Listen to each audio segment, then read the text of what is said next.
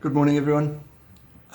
Just going to reflect a little bit, first of all, this morning on Genesis chapter 8, which we kind of headed towards yesterday with Noah and the ark.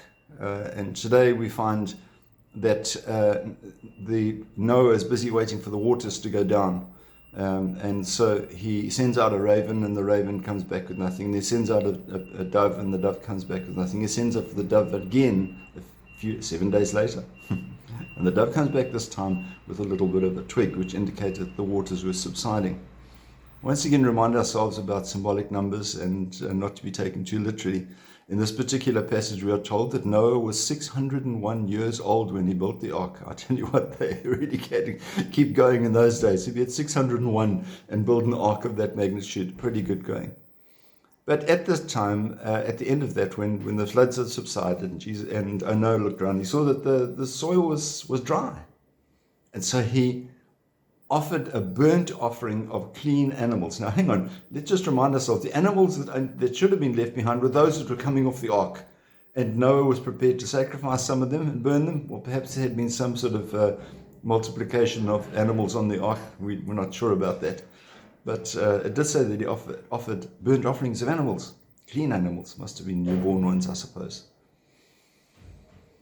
The passage we look at today in the Gospel is Mark's Gospel, chapter 8. Jesus heals a blind man.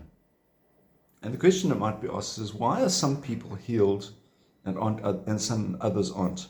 Now, I'm really opening a bit of a can of worms here, because some people will pray fervently to be healed and they aren't, and it can be greatly hurtful unless they really understand the meaning and the power of prayer.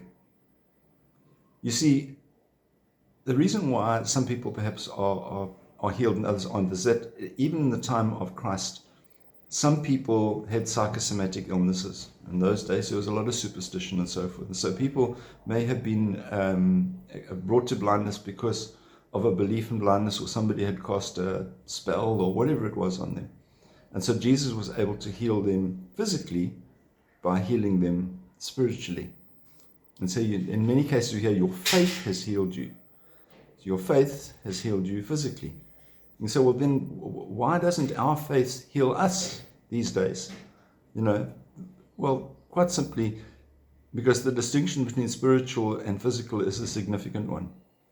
Christ is concerned for our spiritual salvation. He wants us to be with him in eternity, and that doesn't require the physical. And so therefore, sometimes people do suffer, but it doesn't mean to say that they are spiritually weak. So we must always pray for spiritual strength and for the Lord to be with us and keep us spiritually healed so that we can be with him. Have a wonderful day. We'll see you again. God bless. Bye-bye.